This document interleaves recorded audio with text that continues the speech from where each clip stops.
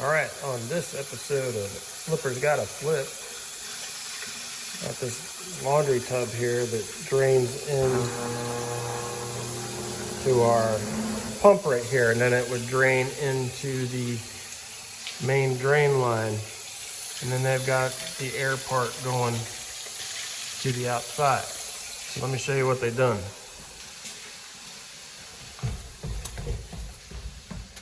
They actually hooked it up backwards. So all that laundry tub water is now coming out here to the outside and draining right next to the foundation. There it comes.